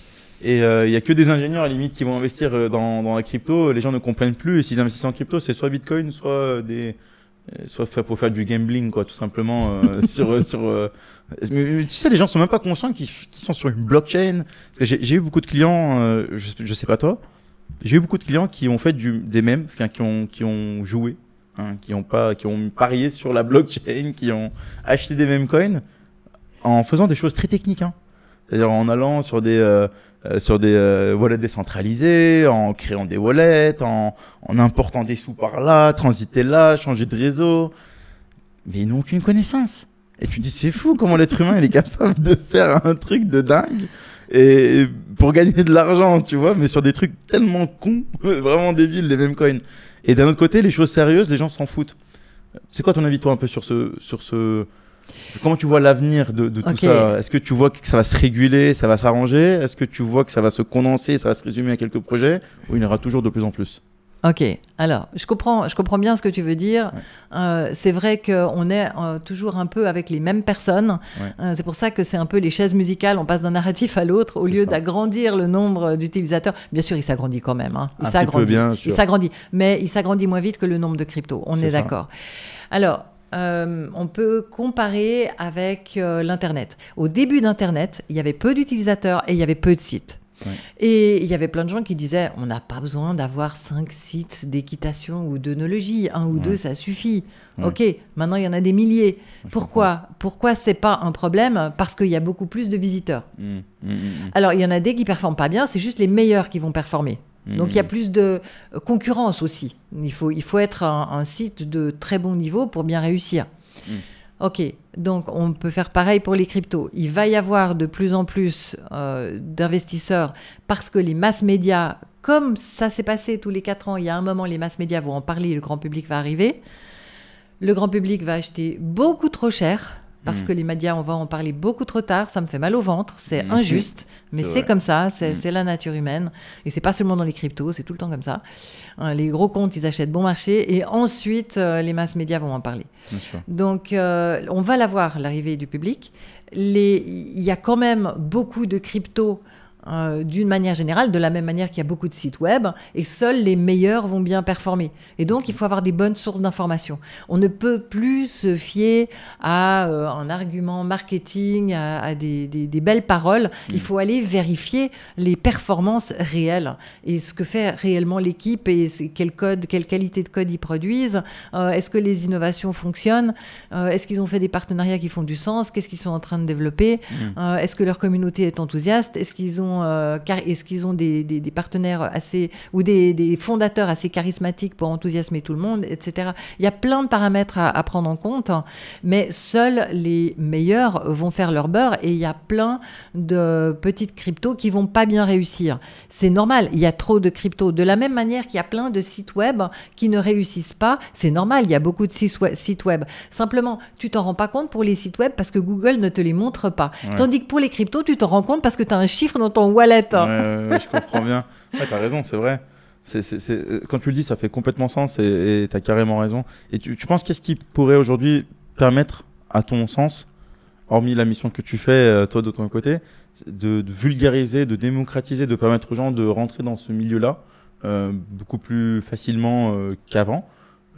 Toi, aujourd'hui, tu vulgarises à travers tes vidéos, YouTube, tes interventions, podcasts, etc. Tu en parles autour de toi. J'imagine que tu as fait rentrer énormément de personnes dans le monde des cryptos et qui doivent pour beaucoup te remercier aujourd'hui. C'est vrai. Mais qu'est-ce que tu penses pourrait vraiment déclencher ça à beaucoup plus grande échelle? Qu'est-ce qu'on pourrait faire en fait pour que ça soit plus smooth, plus fluide et que les gens, limite, je pense que c'est ça, doivent l'utiliser sans même savoir qu'ils l'utilisent. C'est ça, c'est ce que tu viens de dire. La fameuse killer app. Ça peut être un jeu, ça peut être une app d'épines, ça peut être plein de choses. Ça peut être un outil d'intelligence artificielle. Mais il faut une app tellement géniale que tout le monde va l'utiliser, du genre, je sais pas, ChatGPT. Par exemple. Et pour laquelle les gens ne se rendent pas compte qu'ils sont sur une blockchain. Tu dis ça, c'est marrant, ça me fait penser à une app qui est en train de faire ça, j'ai l'impression. C'est Telegram. Est-ce que c'est un peu le début de quelque chose d'innovateur et d'innovant? Est-ce qu'ils sont en train d'intégrer un wallet dans Telegram? Alors moi, je l'ai testé au printemps 2024.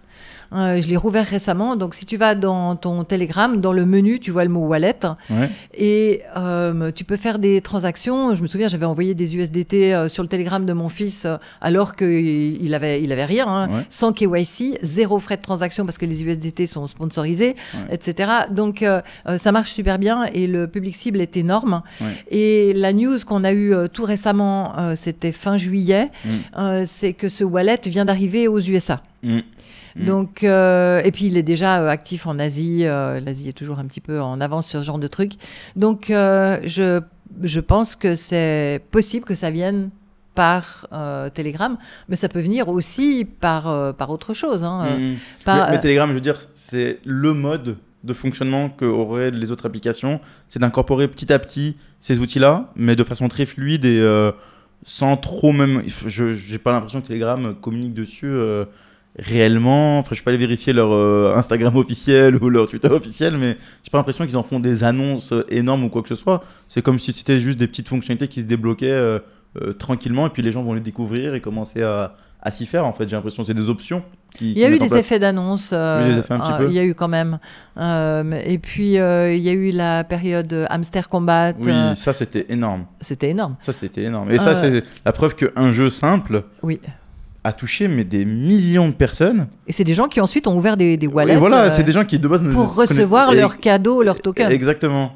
Et ça, c'est vraiment, ça c'était, c'est un des exemples qui m'a fait tilt où je me suis dit, Ah putain, et j'ai cru que c'était à ce moment-là où je me suis dit, tu sais, le gaming va reprendre un peu comme en 2021. C'était un peu l'euphorie, t'as tout le monde qui se mettait sur des jeux de fou. Ouais, mais on était en plein bear market, donc... Ouais, c'était un peu complexe. Ouais. Incroyable. Mais c'est ce genre de killer app dont on a besoin. Ok, trop bien. Et toi, aujourd'hui, comment tu vois le marché? Parce que c'est important. On en a discuté un petit peu en off tout à l'heure, mais j'ai voulu plus le partager ici. Tu parles de différentes bulles. Aujourd'hui, tu dis qu'on est dans la 3e bulle. Non, je suis dans ma 3e bulle, voilà, mais le marché a fait plus que 3 bulles. Voilà, tu es dans la 3e bulle. Pour toi, le marché n'a pas réellement changé. Beaucoup se posent la question, est-ce que c'est comme avant? Est-ce que ça restera toujours la même chose? Les prochains cycles, est-ce qu'ils seront toujours similaires? Est-ce que ça sera toujours tous les 4 ans? Est-ce que ça sera timé différemment? Avec ton expérience aujourd'hui, le recul que tu as et tout ce que tu analyses, qu'est-ce que tu penses aujourd'hui du marché et comment tu vois la suite des choses? Et on ne joue pas à Madame Irma, attention, on ne joue pas à la boule de cristal, c'est vraiment selon tes analyses aujourd'hui avec la géopolitique, Trump, ce qu'il est en train de faire sur les marchés, les cryptos, etc. Quel est ton avis là-dessus et comment tu vois les choses finalement se dessiner? Ok. Avec l'inflation monétaire, il est probable que tout ce qui comporte de la rareté va monter en prix, mais il n'y a même pas besoin de monter en valeur. Ouais. Il suffit que le dollar se dévalue. Ok, donc déjà, il y a ça. Il y a le fait que le halving qui provoquait les bulles tous les 4 ans reste un très bon narratif, facile à expliquer, facile à communiquer. C'est très bien pour manipuler les foules. Okay. Le halving, tout le monde comprend la question de l'offre et la demande. Donc je pense qu'ils vont continuer à l'utiliser, même si en réalité il a de moins en moins d'impact, on le sait. Bien sûr. Après, il y a le renouvellement des gouvernements. Il y a quand même quelques grands pays qui ont les élections une fois tous les 4 ans. Le cycle de la dette, il y a des renouvellements aussi tous les 4 ans. Donc ça peut jouer des rôles éventuellement.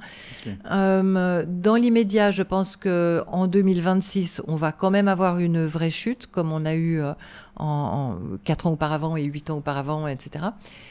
Et que toutes ces entreprises qui ont acheté du Bitcoin et du Ethereum, et maintenant ça commence avec Solana, avec Ton et avec d'autres, toutes ces entreprises qui en ont acheté dans leur trésorerie pour devenir des trésoreries compagnies pour faire monter leurs actions en bourse, comme l'a fait MicroStrategy qui maintenant s'appelle Strategy, et tout plein d'autres qui ont copié, ça va amplifier la chute de la chute. Ah oui, ok.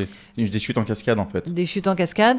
Et il ne faut pas oublier que les gros comptes qui ont acheté dans les ETF, BlackRock, etc., ils peuvent vendre les doigts dans le nez. Il y a certains jours, on voit plein d'argent qui sortent des ETF. Ce n'est pas un problème. Quand ils décident de vendre, ils vendent.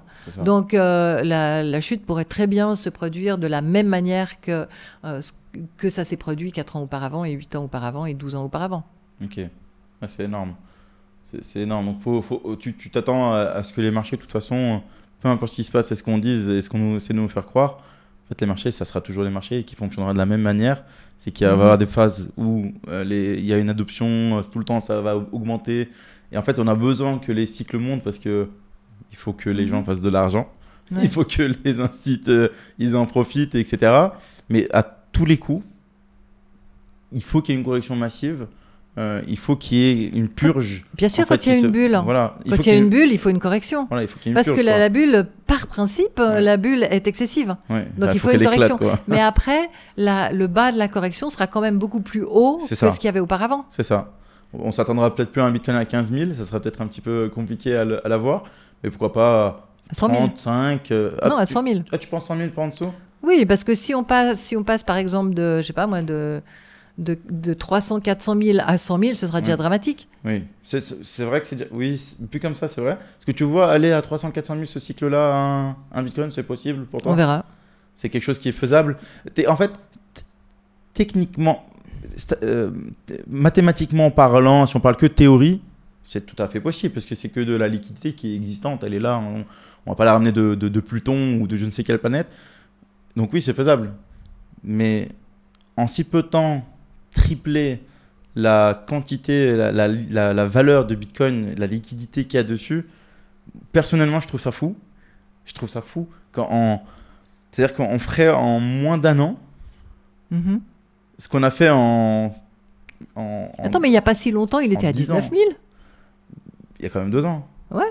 Presque 3 même. Ouais. 2 ans. Oui, mais bon, de 19 à 100 000, c'est pas la même chose que de 100 à 300 000. La liquidité, elle est quand même beaucoup plus puissante. Qu'est-ce qui te fait dire qu'il y aurait autant d'afflux, en fait? Qu'est-ce qui peut Pourquoi tu serais aussi convaincu qu'il y ait autant d'afflux de liquidité de la part des... En fait, ça pourrait être que les États. De toute façon, le retail ne peut pas apporter autant d'argent, c'est pas possible.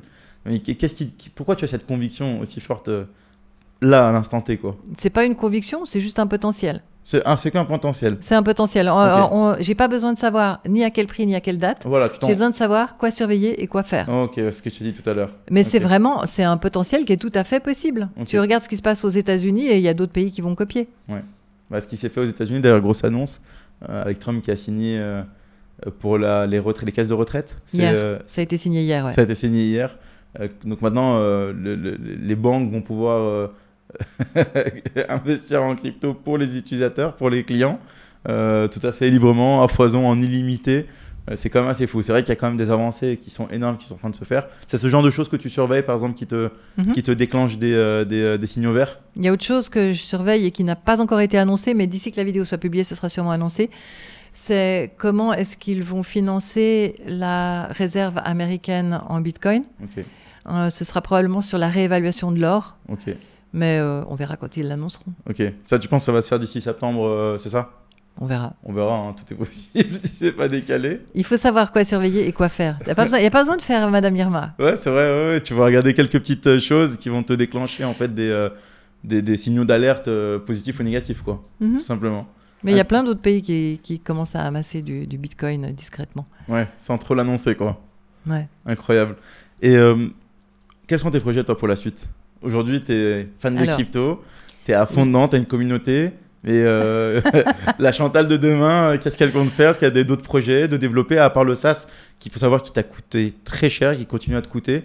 Oui. Si on peut le dire, on est aux alentours de 900 000 euros déjà de développement. J'ai dépensé plus de 900 000 euros pour le développement et tout ce qui va autour, qui a permis de financer ce développement pour mon outil de scoring. Mais bon, je peux me permettre, j'en suis à ma 3e bulle, ça va. Trop bien. Et j'ai détourné, en fait, j'ai réalisé mon rêve. Okay.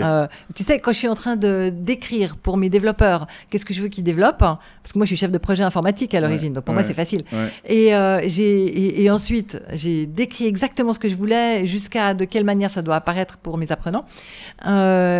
Et ensuite, je valide, je l'envoie et j'ai l'impression d'avoir décrit à Papa Noël comment je veux qu'il me développe mon gadget de mes rêves, tu cadeau, sais. C'est vraiment... j'adore faire ça. Incroyable. Je peux me relever la nuit pour faire ça. Incroyable. Ouais, donc, oui, moi, je suis plutôt du genre à être fidèle dans mes passions. Avant de découvrir l'existence de la crypto, j'étais passionnée de biologie. Ouais. Comment fonctionne le corps humain et comment être en bonne santé. J'ai guéri de maladies chroniques graves et j'ai aidé plein de gens à guérir de problèmes chroniques simplement en respectant le fonctionnement du corps et en se fortifiant. Trop bien. J'ai étudié la biologie tous les soirs pendant plus de 20 ans alors que ce n'était pas du tout mon métier. Mon métier était beaucoup plus technique et organisationnel. Là maintenant je suis dans les cryptos depuis début 2017, donc ça fait plus de 8 ans et c'est toujours aussi passionnant. La nature humaine est tellement géniale, tous ces projets qui se font et il y a tellement de gens qui sont bienveillants, qui veulent faire des projets qui ont du sens et qui apportent du bien à l'humanité. Regarde, ça me fait la chair de poule quand j'en parle. J'adore. Parce que tu rencontres des gens qui te touchent vraiment profondément. Quoi. Les porteurs de projets, mais il y a des gens tellement géniaux qui font des projets qui ont du sens, qui les prennent aux tripes, qu'ils veulent vraiment améliorer la vie des gens.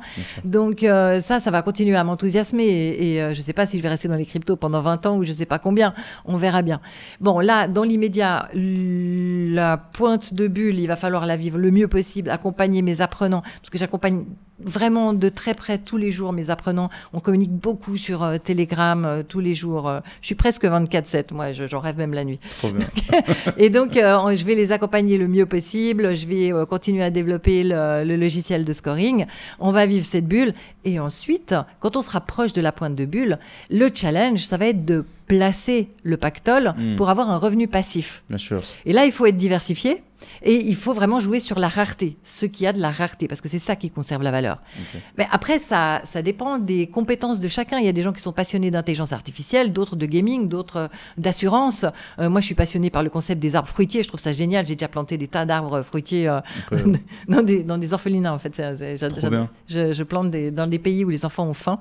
Ça, j'ai beaucoup fait en 2021, 2022, 2023. Imagine qu'on serait dans un monde post-apocalyptique, à la Mad Max. Qu'est-ce qui garde de la valeur? Parce qu'il est rare. Les arbres fruitiers. Ce qui te fournit à manger. Les arbres fruitiers. C'est trop génial, un arbre fruitier. C'est l'abondance. J'adore. C'est vrai. Enfin bref, mais là je digresse. Donc on sera en point de bulle, on aura besoin donc d'investir par exemple dans l'immobilier tokenisé, comme ça on s'embête pas dès qu'il y a une fuite d'eau dans le toit, parce que c'est tokenisé, ou bien dans la finance décentralisée, ou bien certains ça va être, je sais pas moi, les chevaux de course, certains ça va être une cave d'œnologie, certains ça va être un verger. Chacun va investir dans ce qui va l'intéresser. Évidemment, je vais m'intéresser aux investissements décentralisés dans le monde de la blockchain, mais d'ici là, on aura de plus en plus de possibilités d'investissement. Je pense qu'un investissement qui va très bien marcher aussi, c'est tout ce qui concerne la fertilité humaine. On a un grave problème d'infertilité qui va être de plus en plus poignant. Les gens, les couples qui se font aider n'en parlent pas beaucoup, mais les statistiques sont désastreuses. Et là, d'ailleurs, moi, je suis très sensible à la pollution par les plastiques et par tout ce qui a un effet hormonal. Donc là, il y aura beaucoup à faire, et il y a aussi des investissements à faire pour aider les couples. Et ça parce qu'il n'y a rien de plus rare qu'un bébé. C'est vrai. C'est rien de plus précieux au monde qu'un bébé. C'est vrai. Et tu vois, toutes ces choses-là, l'investissement dans la finance centralisée, d'une manière ou d'une autre, en fait, que ce soit des projets qui soient développés sur la blockchain, c'est comme ça que tu vois en fait ces choses-là se mettre en place. Sur blockchain ou hors blockchain. Tu sais que maintenant on peut commencer à investir en bourse sur des exchanges de la blockchain, ça, c'est vrai. sur Kraken ou comme ça. Donc c'est une grosse révolution, ça. Ouais, c'est une grosse révolution. Et pour les Français, ça va être génial parce qu'ils pourront rester en crypto. Donc ça n'est pas un événement imposable. C'est ça. C'est ce que je veux dire, c'est qu'en fait finalement le monde des cryptos va s'ouvrir de plus en plus. Et en fait, on ne va plus juste investir sur des projets crypto, mais on va investir sur des projets tout court, comme en bourse. On le faisait il y a encore quelques années, on le fait toujours d'ailleurs, mais ça va commencer à se mélanger et tout va devenir un peu plus ou moins uniforme. La crypto, ça sera vraiment limite une catégorie dans l'investissement sur les échanges qu'on connaît, quoi. Oui. Ça va se rejoindre. Alors, quand on dit investir en bourse... C'est peut-être à ce moment-là, en fait, lorsqu'une entreprise arrive en bourse, elle a déjà fait tout un parcours, elle est déjà relativement solide. Dans les cryptos, tu arrives en amont, tu arrives encore plus tôt. Elle est fragile. C'est ça. Mais par contre, les potentiels de gains sont encore plus élevés. C'est ça. Moi, les cryptos, de toute façon, c'est vrai que je fais une très grosse ressemblance entre les cryptos et les startups. C'est un peu le même concept, en fait. Finalement, c'est des entreprises non cotées. On trouve ça en private equity ou autre. Et ça, c'est côté bourse. Enfin, côté, je veux dire, investissement sur les entreprises. Ça se fait déjà, en fait, finalement. C'est juste la crypto, c'est comme les startups, mais c'est juste un peu plus facile d'accès, j'ai l'impression. C'est des tickets qui sont plus abordables, c'est plus ouvert, en fait.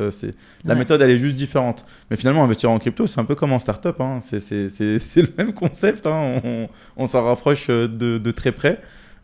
Et je pense que, tu vois, ce fait d'avoir tout sur les mêmes plateformes par la suite, c'est peut-être la raison qui fera que les liquidités vont augmenter en masse. Parce que du coup, les deux mondes vont vraiment s'unifier, s'unir. Et ça sera peut-être un beau point de départ justement pour propager la liquidité un peu de partout. Tout à fait. Trop bien.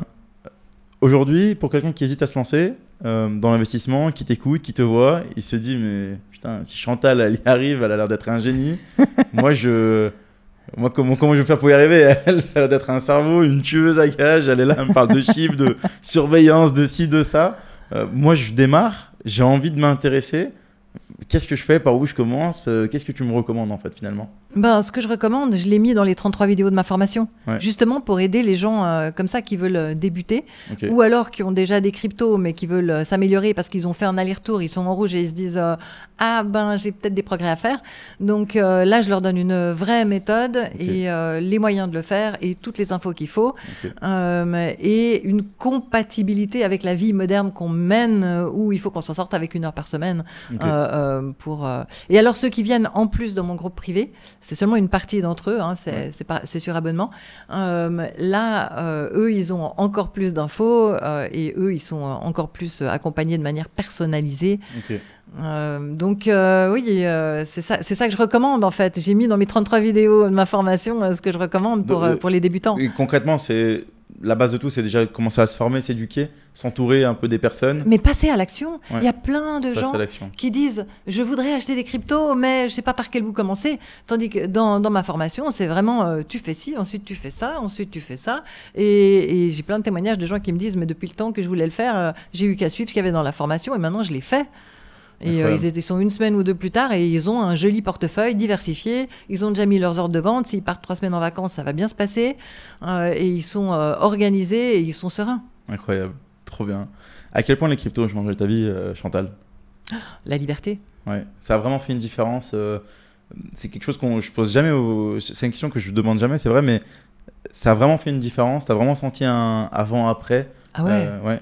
Ah bah avant j'étais. Tu peux nous donner un peu une expérience? Mais volontiers. Des anecdotes, quelque chose? J'ai élevé mes enfants toute seule. Mon mari est mort d'un problème cardiaque quand ils étaient bébés. D'accord. Et je me suis donnée à fond pour que ça se passe bien. J'étais aussi employée à plein temps dans une grande entreprise. En plus je faisais du bénévolat dans certains trucs. Enfin vraiment mon temps était minuté. Et j'étais très disciplinée et j'avais aussi beaucoup de migraines à certaines périodes. Donc c'était une vie qui demandait du courage. Et j'ai charbonné, vraiment. Et ça s'est super bien passé. Ouais. Et les cryptos, pour moi, ça a été vraiment le point de bascule. Où maintenant, je suis entrepreneur, je suis libre géographiquement, libre financièrement, libre de mon temps. Je peux travailler toute la nuit et dormir le matin si j'ai envie. J'adore ça d'ailleurs, mais je suis pire que les ados. On est un peu pareil sur ça. Ouais, et ce que j'ai fait il y a eu une période intermédiaire où j'étais encore employée, mais j'étais déjà dans les cryptos. Ouais. Ce que je faisais le soir, le midi, le week-end, les vacances et tout le temps libre, et bien maintenant je le fais quand j'ai envie, c'est-à-dire à peu près tout le temps. Trop bien, trop cool. Donc oui, et puis ça m'a donné la liberté géographique. Ouais. Donc à partir du moment où j'étais libre, j'étais là sur mon ordi dans mon salon, je me disais mais je pourrais très bien être dans un endroit paradisiaque plutôt que d'être dans mon salon devant mon écran, ça revient au même. La plupart des réunions sont par Zoom, donc allons-y. Et donc j'ai testé différents pays et j'ai choisi Bali. Okay. Et donc, depuis 3 ans, j'habite à Bali. Incroyable. Et je viens en Europe en été pour rencontrer un peu mon audience, participer à des événements blockchain. Et à la fin de l'été, quand il fait froid, je rentre chez moi à Bali. Trop bien. Du chaud tout le temps, en fait, finalement. Oui, c'est ça. Toute ma vie, j'ai dit j'aurais dû naître au chaud. Moi, j'adore la chaleur. Incroyable. Mais à Bali, tu sais, il fait pas 40 degrés. Hein. Ouais. On est proche de l'équateur. Il fait à peu près entre 28 et 32 toute l'année. C'est parfait. C'est très agréable. C'est parfait. Ouais. Ni trop chaud, ni pas assez. Et les gens sont tellement gentils là-bas. Ouais, c'est vrai. Les Balinais, ils ont le cœur sur la main. Ils sont serviables. Ils sont souriants. L'ambiance est très différente. Ça change de chez nous, quoi. Ouais, en France, il y a tellement d'agressivité. Il y a tellement de gens qui en bavent. C'est énorme. Ouais. C'est énorme, j'en parlais encore hier avec un pote de ça, mais bon, c'est un autre sujet, on va pas l'étaler parce qu'on finirait pas. Mais oui, c'est quand même, la différence, elle est quand même assez folle. Mais finalement, c'est pas les cryptos qui t'ont rendu libre, c'est plus l'entrepreneuriat alors finalement, non? Oui, mais c'est grâce aux cryptos que je me suis lancée dans l'entrepreneuriat. Mais c'est grâce aux cryptos que tu t'es lancée. Donc, t'as raison, c'est les deux. C'est un combo des deux, quoi. Oui, c'est ça. Ok. Mais est-ce que tu as senti à un moment donné dans ta vie que les cryptos avaient une vraie utilité dans certaines situations? Financière, ouais. Bah oui. Avec les revenus, bah oui, t'as vraiment vu une grosse différence. Est-ce que tu investis dans d'autres classes d'actifs aussi que les cryptos aujourd'hui, ou tu es vraiment focus que sur ça? Il y a eu des périodes Forex, il y a eu des périodes différentes choses pour... tester les outils de trading, mais pas tant que ça, je suis vraiment focus crypto. Ouais, c'est vraiment focus crypto. Immobilier, c'est pas quelque chose que tu as exploité Mais l'immobilier, tu es pieds et poings liés avec un gouvernement. Ouais. Donc c'est contraire à mon besoin de liberté que j'ai actuellement. Je comprends. Même pour développer un patrimoine dans un sens... toi, c'est vraiment la liberté que tu prônes et l'envie de t'enrichir, tu peux le faire en plus sans... Dans cette période de ma vie. Ouais, oui. Okay. Oui, voilà, peut-être que dans 10 cette ans, période de ma vie. Voilà. Parce que je suis passée d'un extrême à l'autre. Ouais, après, c'est sûr, je vais me calmer à un moment donné. Ouais, tu le sais déjà, tu sais. Mais bien sûr. Prépares, okay. Pour le moment, je vis ce que mes tripes me disent de vivre, et puis voilà. Trop bien. Ouais, ça, c'est fou. C'est rare de rencontrer des gens qui ont cette communication-là et qui le disent. C'est quelque chose que je répète souvent. C'est comme ceux qui veulent changer de boulot, qui n'osent pas le faire pour X raisons et qui ne s'y placent pas. Je leur dis, mais t'aimes quoi en fait dans la vie et fais-en ton métier, quoi. C'est aussi simple que ça et t'en es la preuve, hein, et ça réussit très bien. Ouais. Concrètement, je vais te poser une dernière question, celle que je pose à tout le monde. Ouais. C'est vraiment la question phare. Depuis que tu as commencé, ta vie, etc., en général, vraiment tout, hein, pas que les cryptos, en fait, quelle a été la décision la plus smart que tu as prise dans ta vie, celle qui a vraiment fait toute la différence? C'est d'aller à cette conférence crypto au printemps 2017, donnée par un banquier qui nous a expliqué tout ça. Ensuite, il y a eu une présentation de 2 cas d'utilisation. C'est le jour où j'ai découvert l'existence des cryptos. Et j'ai été à cette conférence, je ne sais pas trop pourquoi. C'est mon intuition qui m'a dit d'y aller, quoi. Ok, personne t'invitait? Non, j'ai vu ça sur, je sais plus, une liste email. Je ne sais pas pourquoi. C'est l'univers qui m'a envoyé ça. C'était pas loin du travail, à une heure où j'étais libre, à un moment où j'étais libre. Et je dis, bah, tiens, je vais aller à ce truc-là. Et j'ai adoré. Incroyable. Et depuis, ta vie est en train de changer. Ma vie a changé depuis lors. C'est incroyable, Chantal. Merci beaucoup. Donc, allez à des conférences. N'hésitez pas. En fait, tu l'as dit. Et en fait, je résume, c'est passer à l'action. Passer à l'action. Faites les choses, quoi. Oui. C'est ne plus rester dans l'écoute, dans la théorie, mais passer à l'action, faites les choses. Oui. Peut-être aller à une conférence, découvrir, ça vous plaît, ça vous plaît, ça vous plaît pas, ça vous plaît pas. Mais si ça vous plaît, ça peut vous changer peut-être la vie aussi, vous allez peut-être comprendre des choses. Et c'est très important, en tout cas, tu véhicules un beau message, tu as des belles valeurs. Et encore une fois, merci beaucoup de nous avoir partagé tout ça. Et merci d'être venu. Merci à toi. Et je te dis à très très vite, Chantal. À très vite. À tous, pour ceux qui ont aimé l'épisode et ceux qui en veulent d'autres avec d'autres invités, n'hésitez pas à vous abonner, à liker, bien sûr, partager aussi à des personnes qui ont besoin d'écouter certaines choses et de véhiculer aussi de beaux messages. N'hésitez pas à vous abonner, restez à l'affût et on se retrouve au prochain épisode.